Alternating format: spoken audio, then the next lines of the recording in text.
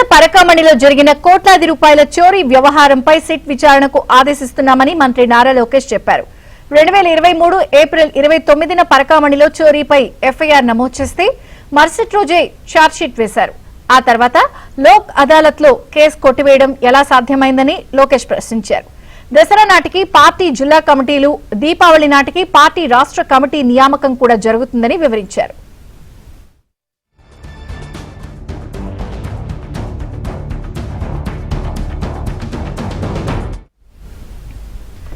ఈ ఏడాది జనవరిలో క్వాంటమ్ కంప్యూటర్ వస్తుందని, అమరావతిలోని విట్ యూనివర్సిటీలో ఈ కంప్యూటర్ ఏర్పాటు చేస్తామని, ఆ తర్వాత భవన నిర్మాణం కూడా సాధ్యమైనంత త్వరగా పూర్తి చేస్తామని లోకేష్ చెప్పారు.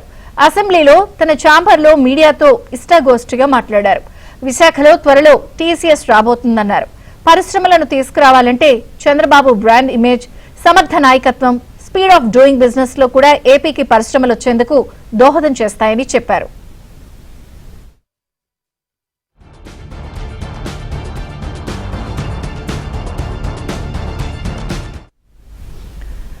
మెడికల్ కాలేజీలను ప్రైవేటు పరం చేస్తున్నామంటూ వైసీపీ విష ప్రచారం చేస్తోందని, తాము పీపీపీ విధానంలో వెళ్తున్నామని ఆయన వివరించారు.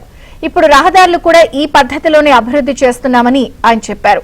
మెడికల్ కాలేజీలను జగన్ హయాంలో ఎందుకు పూర్తి చేయలేకపోయారని లోకేష్ ప్రశ్నించారు. 1994లో చంద్రబాబు కాంగ్రెస్ వారి మాట వినుంటే రాష్ట్రంలో ఇన్ని ఇంజనీరింగ్ కాలేజీలు వచ్చేవా అని ఆయన ప్రశ్నించారు.